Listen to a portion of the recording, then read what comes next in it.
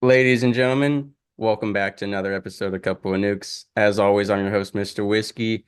And for those of you who aren't aware, we are on YouTube now, so you can catch this on YouTube at Couple of Nukes and or Mr. Whiskey, whatever you want to prefer. But I am here with Noah Asher, an author and an overcomer of chaos. And for those of you watching, if you see my background, just renovated my studio, so I got a green screen set up right now. This is actually what an AI interpreted chaos was. I said, make a chaotic landscape. I said, this looks pretty nice, doesn't it?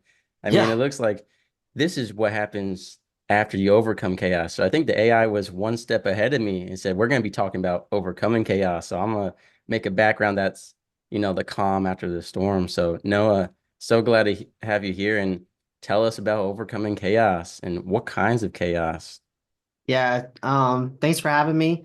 And this book is called Chaos: Overcoming the Overwhelming. And I actually just got back from doing a festival this weekend where it Awesome. won an award. So now it's officially an Awesome. award-winning book, which is really cool. Super thankful. But yeah, so this book is a Christian nonfiction sort of book.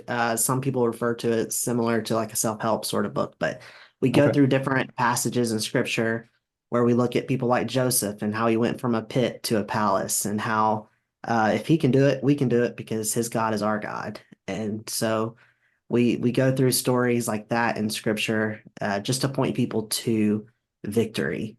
And this book is I use the word chaos, but it's really a placeholder for any sort of chaos that someone's going through. Right. The cover, if you see the cover, it'll have an umbrella and it's a bunch of different words raining down upon the umbrella. And it's words like rejection, loss, illness, incarceration, addiction, divorce, job loss. So the list is endless. But there's good news is that no matter what our chaos is, there's victory for us all. And so that's what the book Amen. overall is about. Yeah. Right. And I want to say for my listeners out there who aren't religious, you've heard me say this before, I'll say it again. Whether you believe it or not, the Bible is a good book full of wisdom, right? There, the scriptures, whether you believe God was involved or not, there are plenty of scriptures that are just good advice in general. The Yeah. analogies Jesus made are universal. It is our moral guidelines. I mean, if you look at the laws and the societal agreements we have on what is good and bad, it pretty much matches the Bible, for the most part. And so I want to encourage you, even if you're not Christian, to check out this book because we all go through struggles.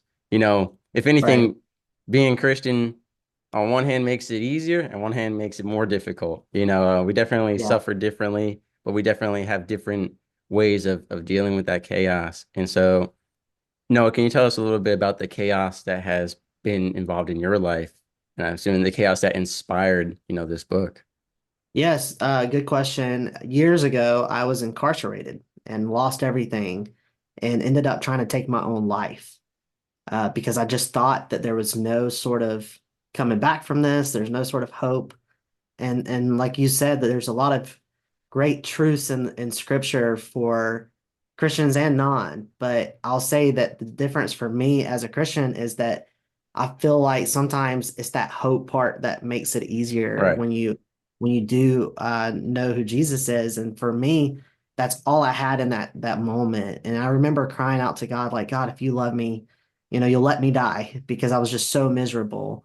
And when he didn't do it, I got angry with him, but then I tried to take it into my own hands and take my own life, and it just obviously didn't work because here I am. But um, in that moment, I realized that I needed hope, I needed help, I even needed humor, and so I decided while locked up, I was gonna like write something to myself as like an encouragement to myself and to my family of one of those, we're gonna get through this, that sort of message. And it was really therapeutic for myself to say those things. And once I got home, I've been able to do pretty well for myself. And my mom actually gave me this box where she kept all these letters. And I was like, wow. And I sifted through them and I started organizing it all. And I took some of what I wrote while locked up, even, and started formulating this book. But then I started formulating things from after my chaos and how I started walking through what I call in my book the aftermath and how that looks for people. And I started formulating this, and this is how I came up with this book.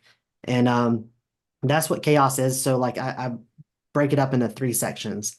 The Okay. first section is prepare, and it's once the Right. storm, um, we know it's coming because reality is no matter how cool you are, how awesome you are in life, Right. storms always come, and we can prepare for it. And so we look at what that looks like, and through the prepare, there's about 5, 6 chapters on that, and then we go into the meat of the book, which is in the midst, and it's okay. Once the storm comes, once the enemy arrives, and we're gonna have to battle, what do we do? And so we walk through really, okay, we have pain. How do we find purpose in it all?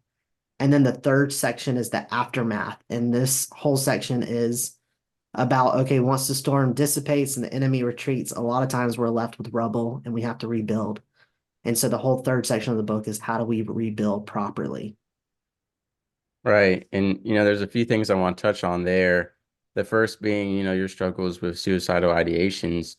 It's very biblical in a sense. Elijah asked God to take his life. Jonah, all these great men in the Bible, when they suffered, they called out. So for everyone out there who's thinking, I can never be someone or I can never do anything good for God because I've struggled, I've wanted to take my own life, it's a common thing. I mean, this world can be overwhelming. And when you turn to God, He's not going to take your life. He's going to show you the purpose He has for it. So that I think that's something very beautiful. And I like the three parts. I mean, I think it's very great, the prepare in the midst and the aftermath. And I think something we've talked about a lot on the show is the aftermath stage being the determining factor for your life because there's a lot of people who adopt this victim mindset and stay stuck. Yeah, They stay in the storm, so to speak. The storm has passed them, but they're staying in it mentally. And so choosing not to have a victim mindset is something we've talked about a lot because you can just have self-wallowing pity parties and be like, this happened to me, woe is me. It was better yeah, that I wouldn't have been born. So that being said, yeah. one thing I do want to ask real quick here, your name is biblical. Is that, coincidence, God's little inside joke, or was that from your parents? They planned that on purpose? Like, is Yeah, Noah biblical? yeah, it's crazy how it all works out this way. But Right. for the name Noah, for listeners that may not know, but he's the one who in scripture we see building an ark. And what's so crazy about that story is it's this first story I open up with in my book actually, Oh, and I wow. talk about how the storm came, and while Noah was prepared, storms are still not always easy, and a lot of destruction came with that storm and that flood, not just for his life and but for everyone's life on the in the world. But Right. um, it was the rainbow after the storm where God provides it and goes, I'm not going to do it the same way again. And a lot of times we have to understand in our chaos, there's that hope of storms come, but there's something beautiful that comes out of it, and it's the rainbow. And so yeah, that's kind of it is kind of crazy. And Asher literally means happy in the Bible, and so it's crazy that I'm able to discuss humor in this book because I think that Right. you can joke about your pain and you can joke about your chaos. You take ownership over it instead of it owning you. And I just think that this was a very crucial part of me adding the humor part to this book. And it's not like I'm sharing not jokes, but we're just Right. sharing funny stories and things like that throughout the book. Um, some little wit throughout, but yeah. Right. Um, but that's what the name is. And then also you were talking about the pity party part. Right. I want to go back to that. There's actually a chapter in my book called Eeyore Syndrome. And Okay. with Yeah. Eeyore, with Eeyore, I give it up for Winnie the Pooh and Piglet and Tigger and all those guys Right. because literally, like when I saw that show growing up, and you see Eeyore, and he always thinks there's a cloud over his head, and Right. I would just be like, dude, I'm either gonna run from him or I'm gonna pop him a Xanax. He needs something. Yeah. But it's that Yeah. pity party. And that was for me, even locked up, I was having those. I'd call my family, like looking back on it, I'm so thankful my family stuck around me because I'd call them. I'm Amen. like, what are y'all doing? And they're going to get steaks. And I'm like, cool, I'm eating pig slop, and I'm like, Yeah. why am I tearing them down? They're free. Like, that's not their fault. And in hindsight, I look back and go, I'm so thankful they stuck by me when I was Eeyore. But I talk about in the book, the transition for me was going, I'm going to stop saying, God, why me? And start saying, God, use me. And that was Right. the transition out of my pity party and into my purpose. You mentioned it actually, it reminds me of my time in the military service. There in any place you work, there's going to be a coworker who, they call it negativity vomit. They're just always expelling negativity onto everyone, never satisfied. And I props to people like you said who stick around with those people because at the end of the day, they're not bad people at all. It's Right. just they just constantly expel. And it's always, a pessimistic view. And we've Yeah. actually talked before on my show about how you know, negativity and positivity are based on momentum, but it's like it is so much easier for negativity to just build up fast. Positivity is like everything is constantly trying to break it down. And so to maintain a positive mindset can be so difficult when you have those negative thoughts just playing over and over again. And then anything inconvenient happens, it just stacks onto it. And one of the things we Yeah. talk about is, starting the morning in prayer, or if you're not religious, just being grateful when you wake up, right? For me and other religious people, we wake up, we thank God for this day, for my health. Like I always thank him for everything because a lot of people take it for granted. I woke up, I can use my legs and arms. I didn't have a stroke. I didn't not wake up and I still have a roof over my head. It's a beautiful day.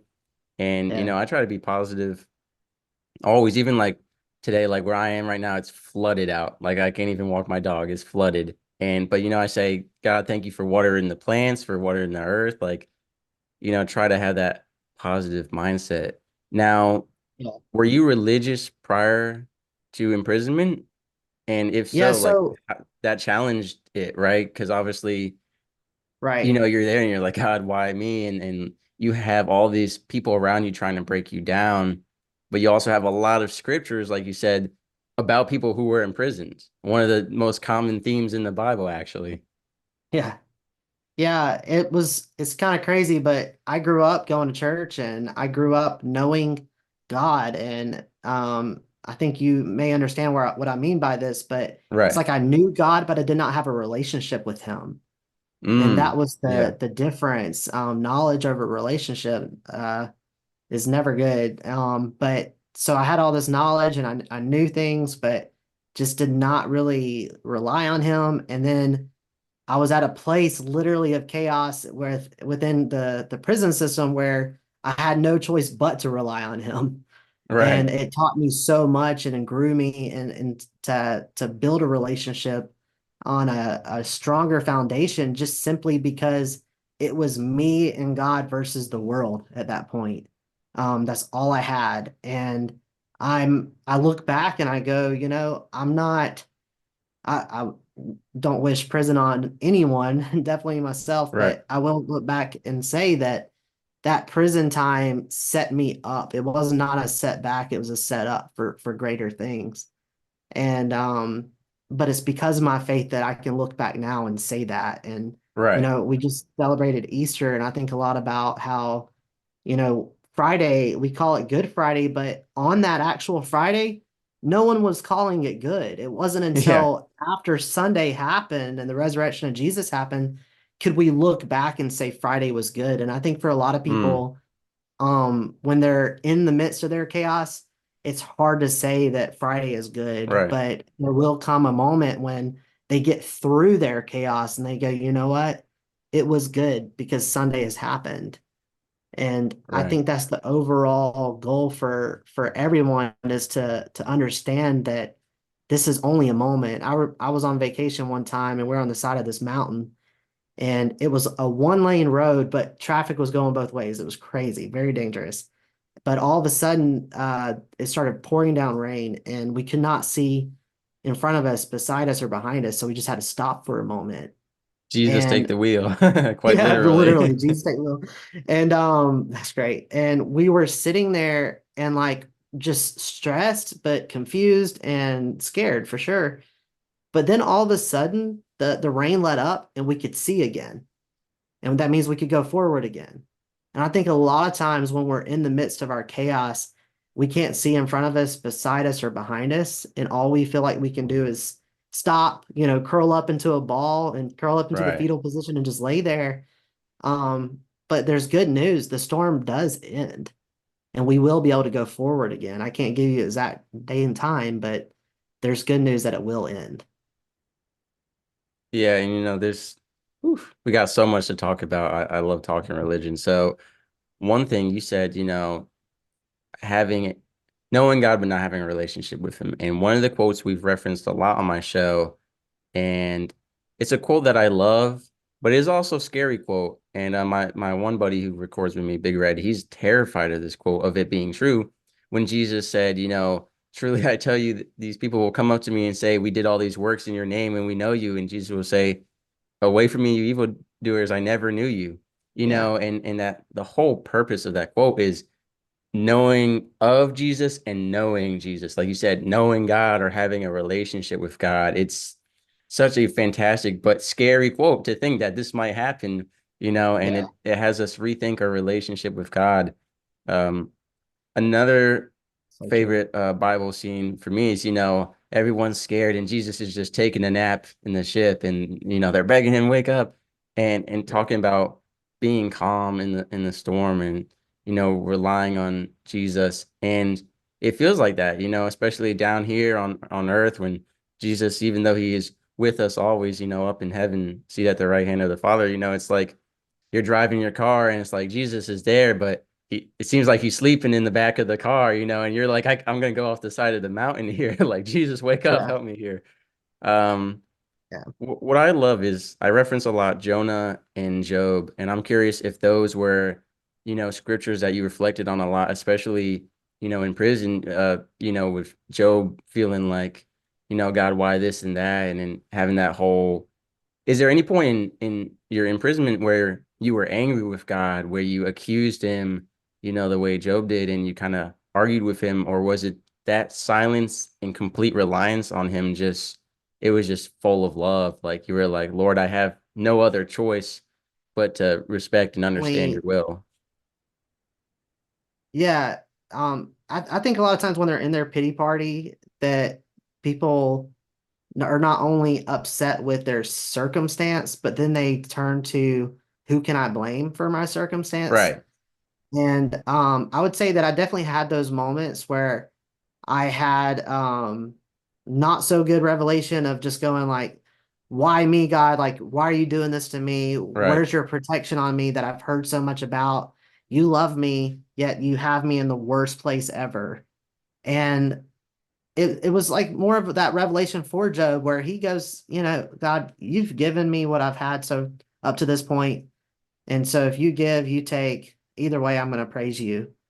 And for me, that had to play out. For me, it was turning to like Paul's life. And here right, Paul was trying to do things for God and he was incarcerated.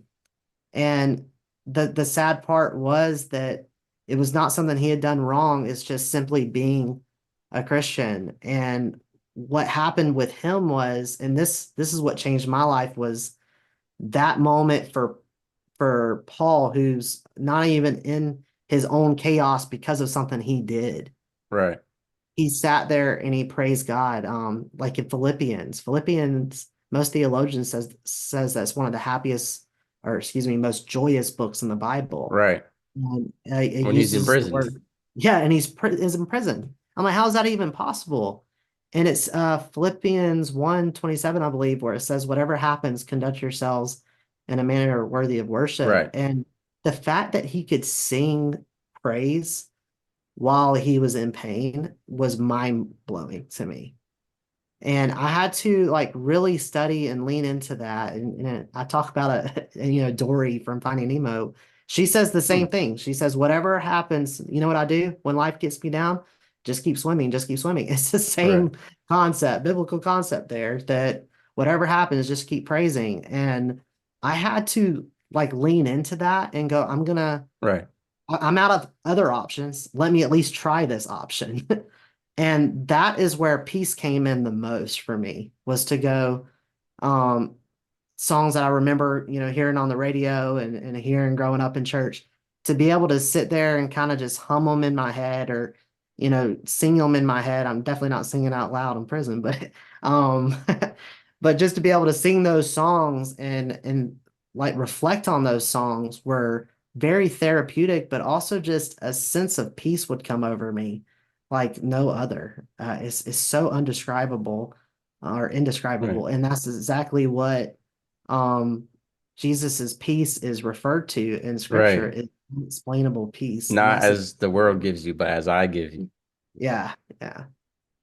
Now, uh, first off, ladies and gentlemen, you'll find Noah Asher's website in the description below for this episode, both on YouTube and wherever you get your podcasts. But if I'm not mistaken, if I read it correctly, you're currently working with Georgia to get some of these books to the prisons, correct?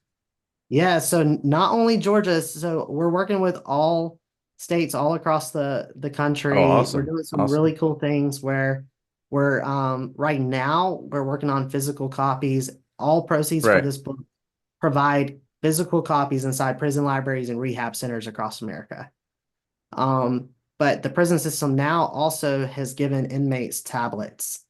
And so one thing that we're working on, there's different companies who provide like software for these tablets, and we're actually working with one right now to put the PDF version of the book on their tablets. So all they have to do is click it, and they can read it right off Wow. their tablet. That Yeah. that is so amazing, because there's a huge negative stigma, with people who are imprisoned, unfortunately, and I think they need our help, and that's why I love actually Johnny T, who that episode came out not too long ago. He runs Refuge Freedom Stories, and it's a Canadian ministry dedicated to helping young juveniles and juvenile delinquents after they get out to reform and turn their life to God and have a second chance at life. And I think, I mean, definitely focus on the youth, but I think also, full grown men and women who have been in prison, they want a second chance at life. Maybe Right. not all of them, right? I can't speak for all of them, but, I want to say that they want a second chance at life. And I mean, and you're proof that there is life after the storm. You can rebuild, and I think people get intimidated too by the process of rebuilding, realizing, you got to take it one small step at a time. I assume that's how you did it, one step at a time. And in fact, how long did it take you to write this book? Yeah, so some of it was written locked up, but all of the actual writing and completion to getting it to the publisher took about 3 years. And it Right, was it was really because I don't feel like I could talk, of course, about rebuilding and the aftermath until I was in it myself. But right, um, that's one thing you said about taking these little steps. I say that all the time about this concept of overcoming the overwhelming isn't always, okay, I'll know I've overcome my overwhelming when I shake hands with the president. Sometimes overcoming the overwhelming is saying, you know what, today I've been laying in bed for the past week, just paralyzed from my pain. Today I'm going to get up, I'm going to get dressed, I'm going to brush my teeth, and I'm going to try to right. do something productive. That's overcoming today. Those little steps end up being big steps. You're going to look back on every little step you took. You're going to look down and you're going to realize, wow, I made it all the way up the staircase, and that's Right. ultimately what you're going to want to do in that situation anyway, because sometimes these big leaps are what makes the, Make you the fall. crash and burn even harder. Right. But so that's definitely something when you said that, I was like, yes, that's top notch. That's good. And for me, writing this book was such a success, but it doesn't matter if I'm not getting it into the hands of people who Right. need it. And for me, again, I spoke on hope, help, humor, but I also, the overall theme for this book, though, is helping people find purpose in their pain. Because I think, and I can attest to this. I've been around a lot of people who the world would deem dangerous, but I can tell you right now, there's no one more dangerous in the world than someone who has nothing to live for. Right. Yeah. Bottom line. And 100%. so Yeah, we have to provide people with purpose. And that's what's cool right now. This month is a national second chance month, is what April is. Mm. And we're doing some really cool things right now to work on some second chance stuff. But I was talking to a US senator last week and we were talking about recidivism rates. And I said, man, if we want to fix recidivism, we fix rehabilitation. Let's give these men and Amen. women a chance to come back into the world. Because I'm telling you, some of these jobs who don't give people a chance, I just shake my head going, why? Because honestly, you're afraid of them. Well, you should be even more afraid by not hiring these men and women because when they're Right. desperate, that's when they act out again. These men Yeah. and women come out of the system, and honestly, they're better workers because they want to prove to themselves and to the world that they're in it this time to do well. And Yeah. when I got out, I went and applied for a front desk position at a popular hotel chain, and they hired me. They gave me a chance. Within 3 weeks, they made me the general manager, which was Awesome. crazy. And then I moved up into director of operations. And then I ended up leaving on my own free will to start my own business, which was a crazy choice because I had such a good job. And I've talked to people in the system who are like, why would you give that up? And I'm like, because Right. I know God has other things in place for me. One being what I'm doing Amen. right now. And I had to give up this great job to do what I'm doing now. And but I say all that to say that I would reach out to these general managers that worked under me and I would tell them, reach out to these transitional centers and halfway houses, hire these men and women, give them a chance because they're gonna show up and they're gonna be there. If you tell them to be there at 8, they're gonna be there at 7:50. They're gonna come ready to work because they've been sitting around for so long.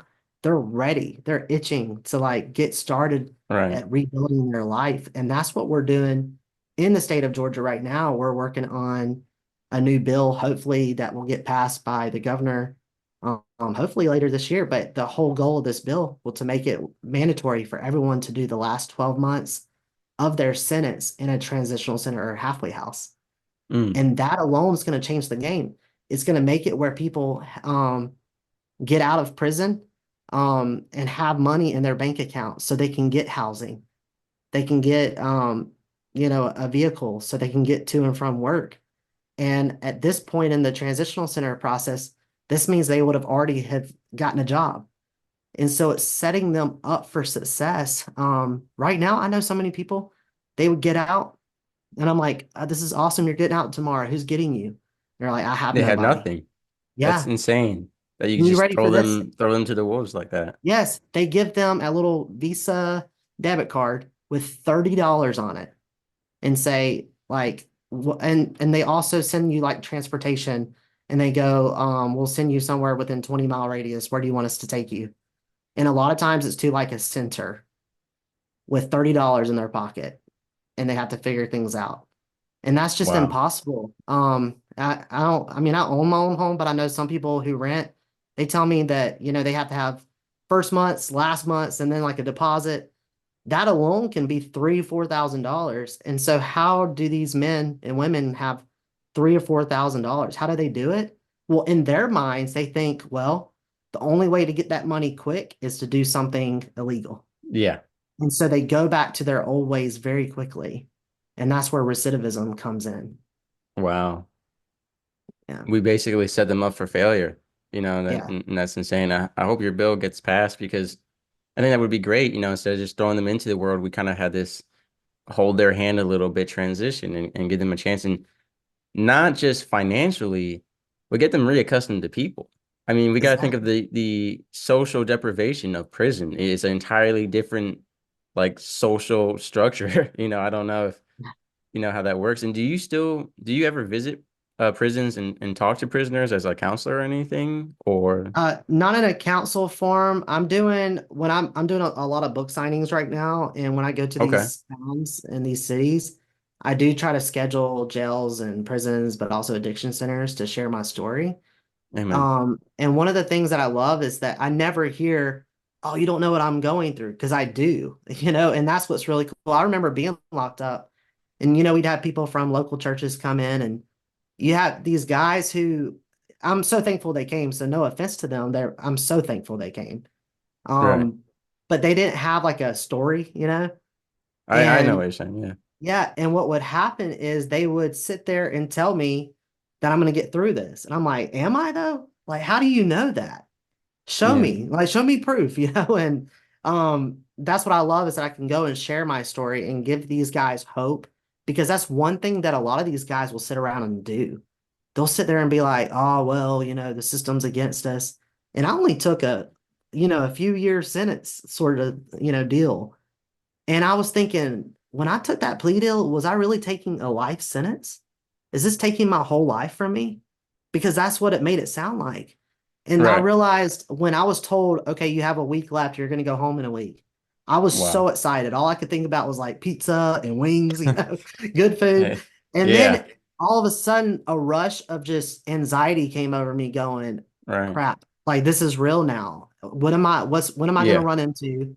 What am I going to have to deal with? And it was so, so scary for me. And I look back now going, these men and women in these places need to know that when they get out, they do have a chance to survive. And that's something we're doing just as myself as a citizen of my local community right now. I texted a friend of mine who's over like the chamber in my city. And I Mm. said, hey, there's these new the Second Chance Act that just was passed. They're working on doing these local reentry coalitions where they help people with jobs.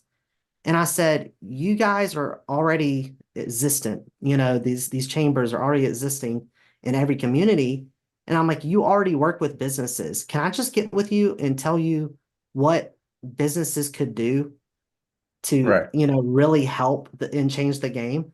And we met earlier this week, or yeah, I guess it was this week. It's been a long week, but it was Yeah. earlier this week, and she's already texted me and she's like, "This is what we're gonna do."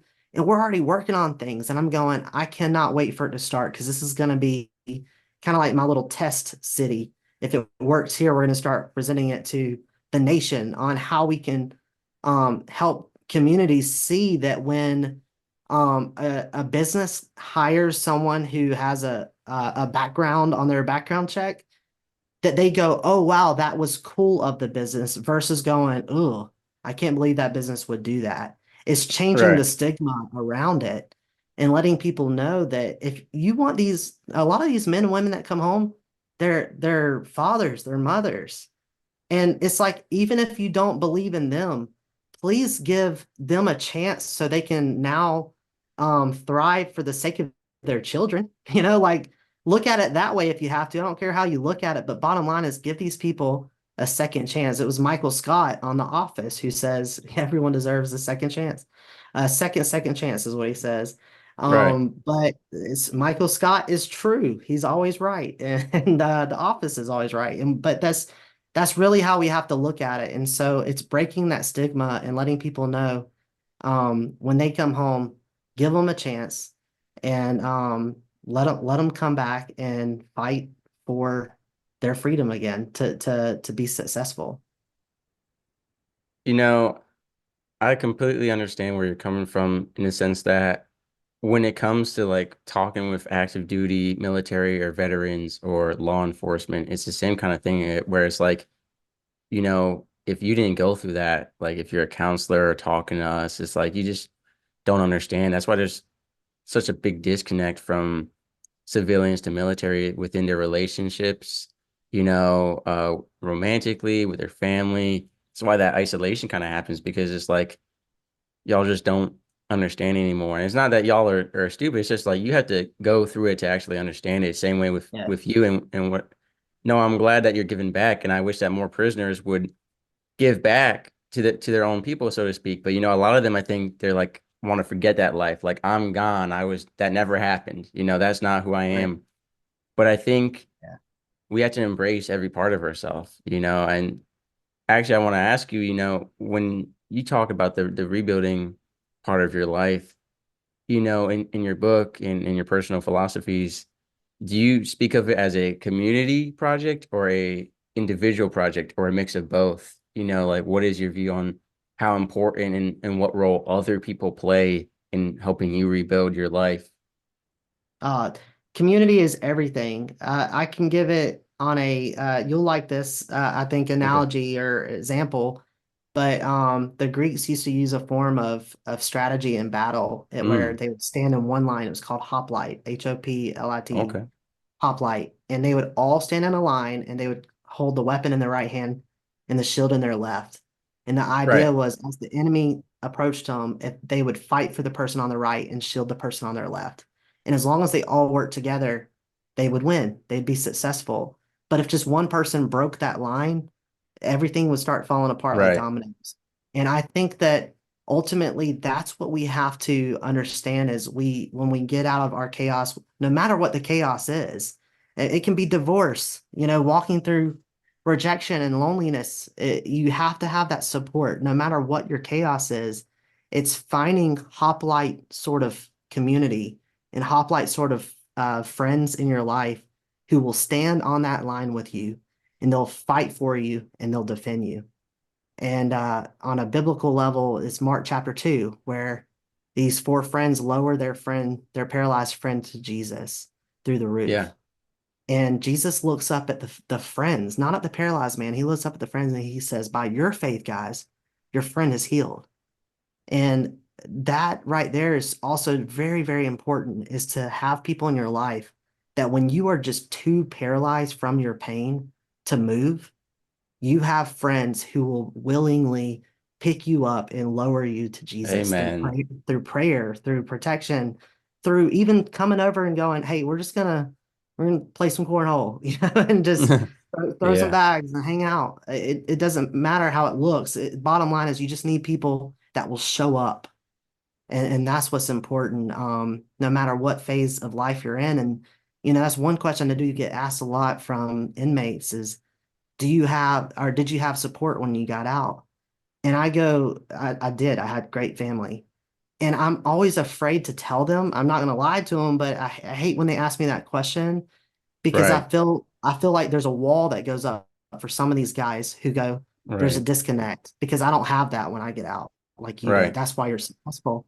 And I'm like, yeah, I understand where they're coming from, but I know a lot of people in my life, even that I call family, that are Right. not blood family, but they're my family now because they are Oh yeah. my hoplite team, ride or die. And it takes you stepping out sometimes and finding that community. And sometimes the church is a great place to find that community. You may go with the wrong intentions. It may not be to go for Jesus at first, but just go in Right. and find a small group and get involved at least. And you're going to find some great community there. I told somebody the other day, I said, I know that you don't struggle with alcoholism, but go to AA. And he's like, why? I said, because you're going to find a group of people that will listen to you and accept you. They do not care about what you've been through because they're all having their own struggles. Go there and just open up and let them know that, hey, I have a past and I need support as well. And they're going to welcome you in. So I've literally sent people to AA just to, with no alcohol Wow. problems, just to be like, find that community there. So there are options for people, even if you don't have a family when you get out of your chaos or while you're in the midst of your chaos. But yeah, family and friends, I mean, they're everything for people to be successful. Yeah, I gotta say it's a beautiful story you shared from the Bible there. And you know what? There are so many stories in the Bible of someone else's faith healing someone else, and we say a lot in my church groups, we'll pray for you. And that's the greatest thing we can do for one another is pray for each other. That's really the ultimate thing we can do, especially in situations where we feel like, what can I do? There's a lot of times where we'll have friends or family call us up with some kind of situation.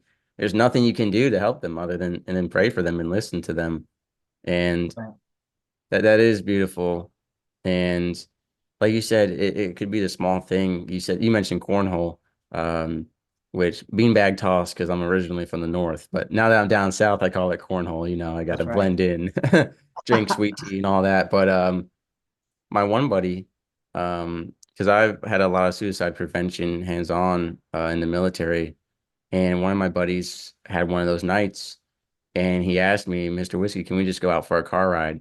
Of course, I'm like, man, it's so late at night. I gotta wake up, 4 o'clock in the morning. Like, but I went with him, he said no destination, just go out for a drive, maybe stop at a gas station if we want and get a slushie. But, we just went out for a drive and he talked. And then there was a lot of time where it was just silence.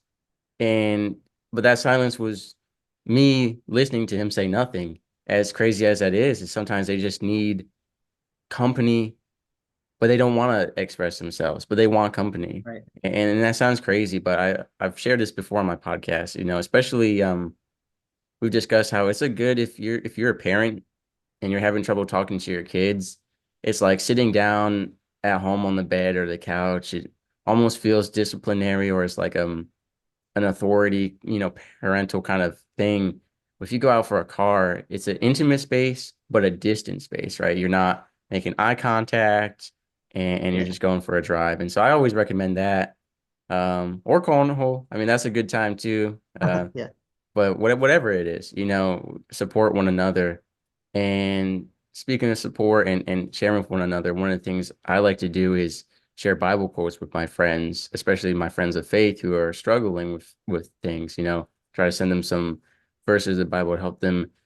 What would you say? Do you have because I know you use a lot of scripture in your book, but do you have a favorite quote or a particular set of quotes that really helps you?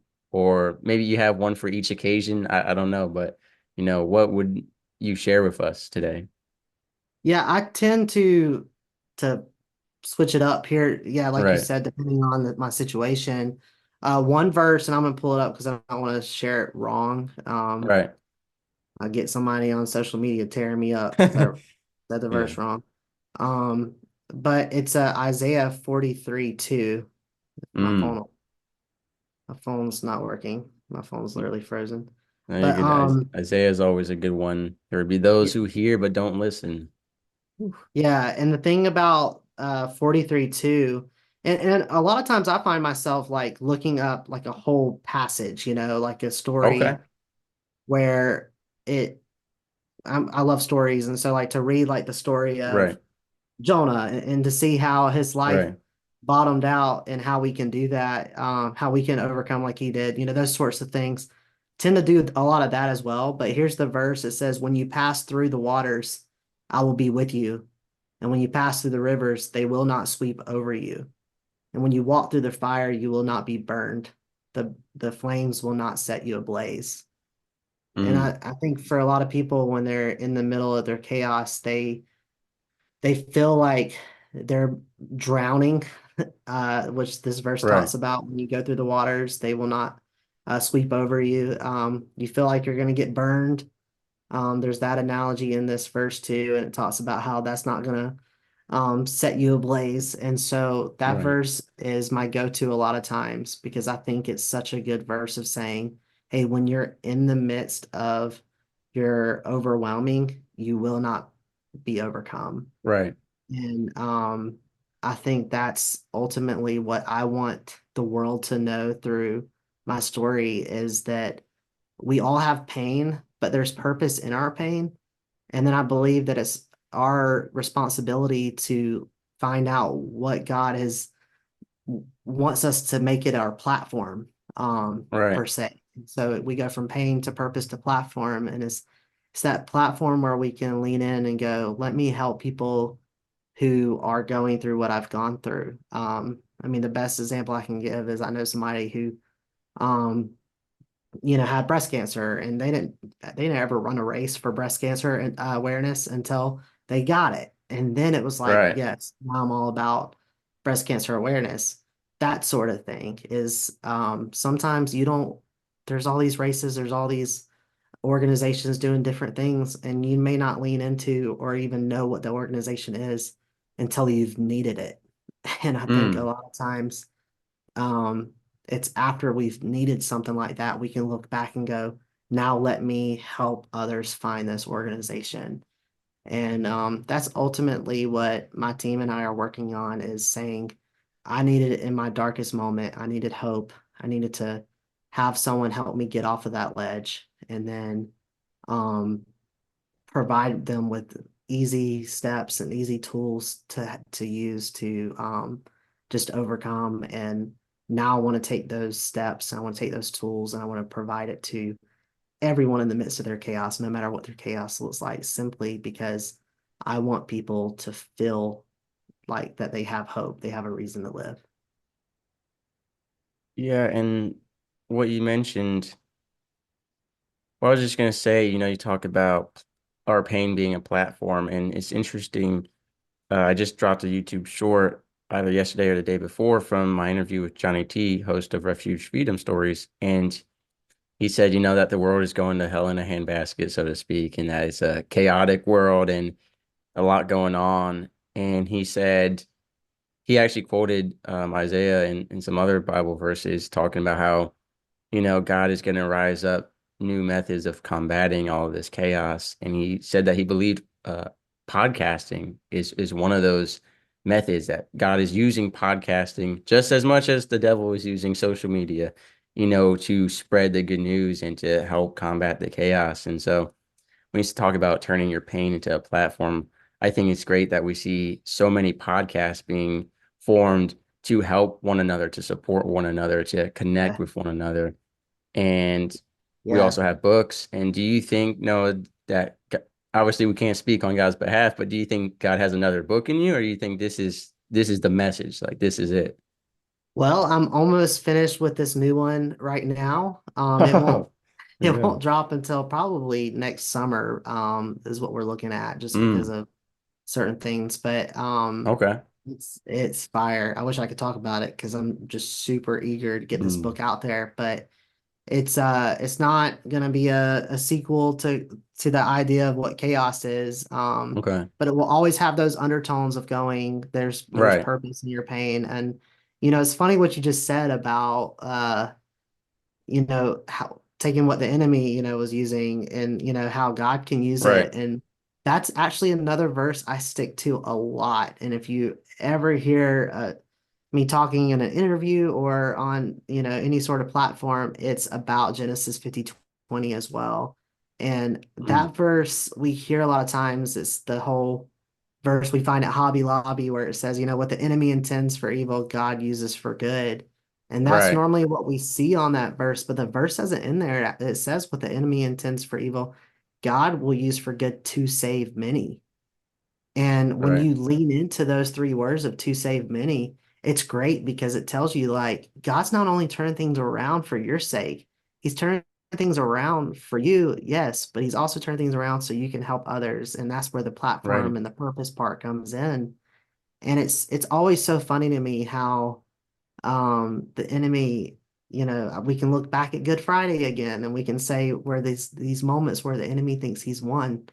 Right. And then Jesus is like, LOL, like I got you. Yeah.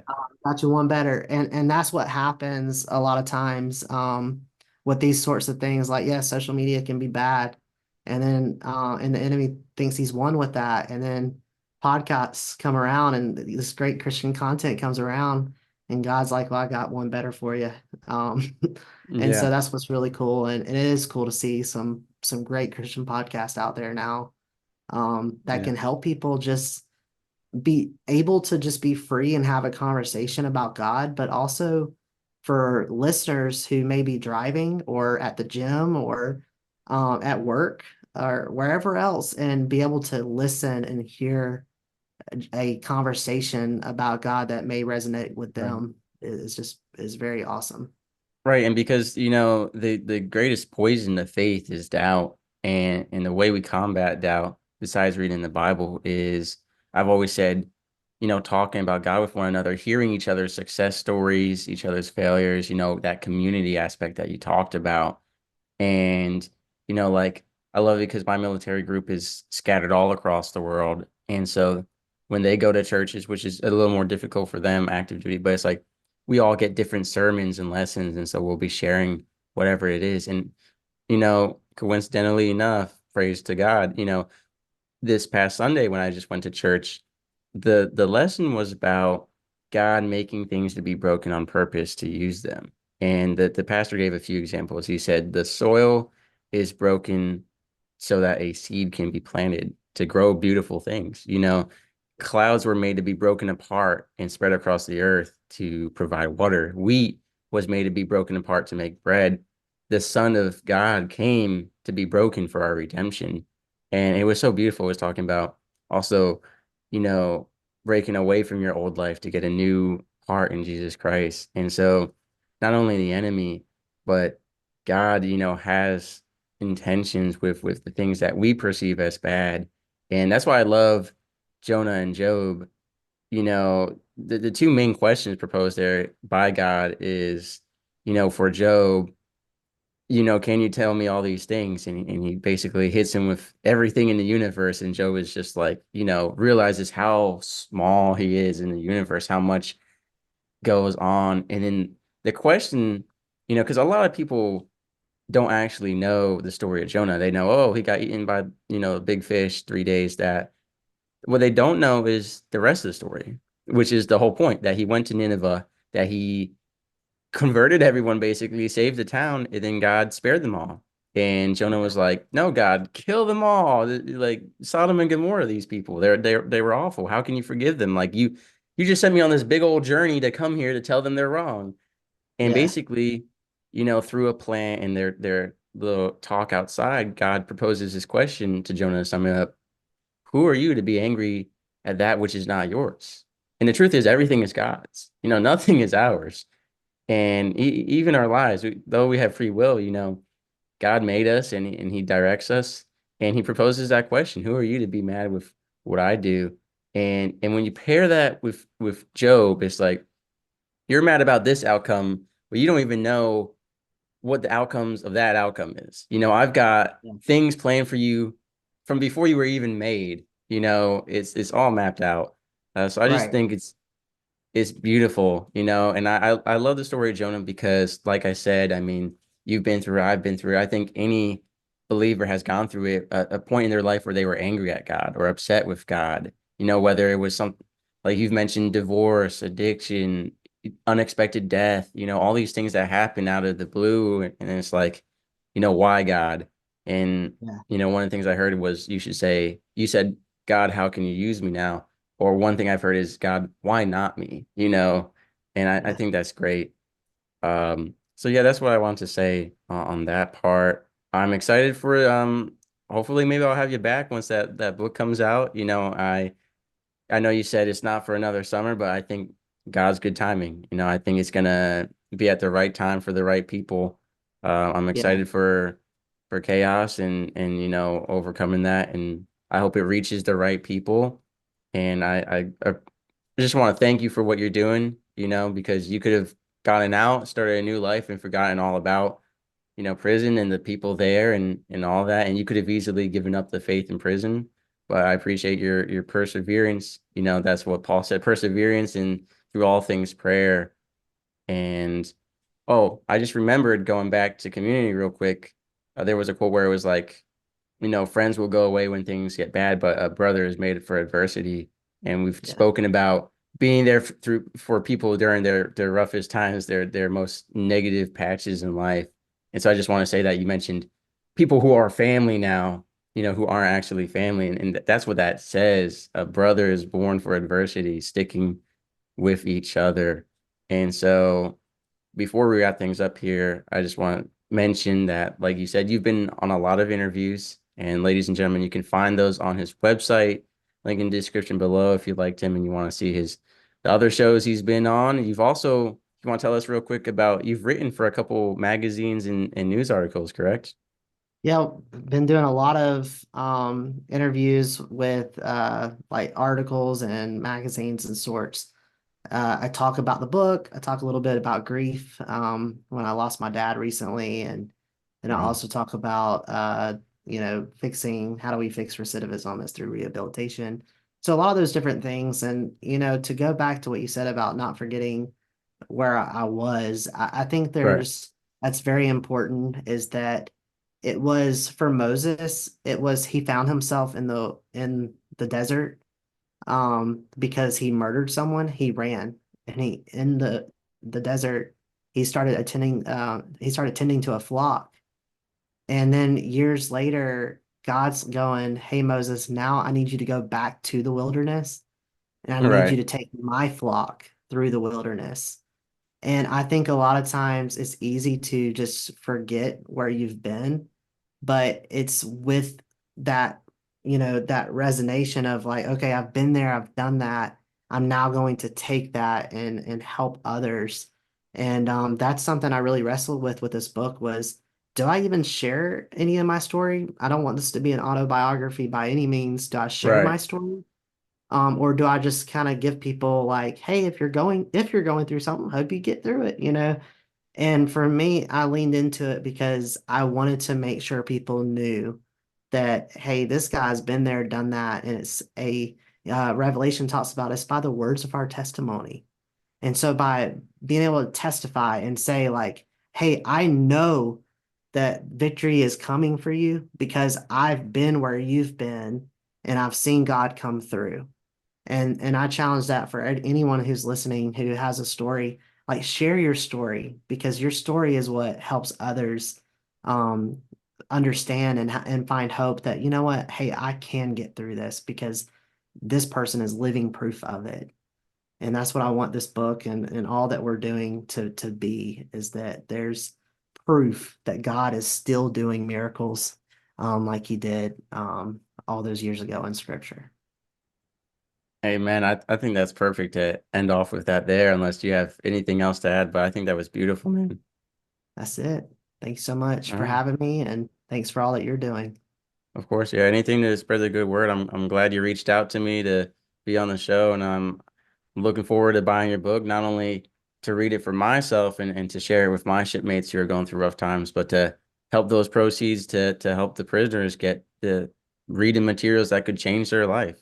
So Yes, thank yes. you. Thank you. Sailing through the ocean blue, nuclear reactors, my crew, guiding the ship, the stars as our guide, through the waves we ride, jokes and laughter fill the air.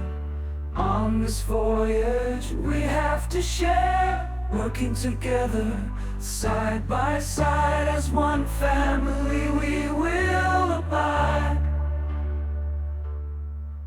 In the heart of the ship we reside, nuclear operators with pride, powering the vessel with every stride. Our mission, a source of great pride.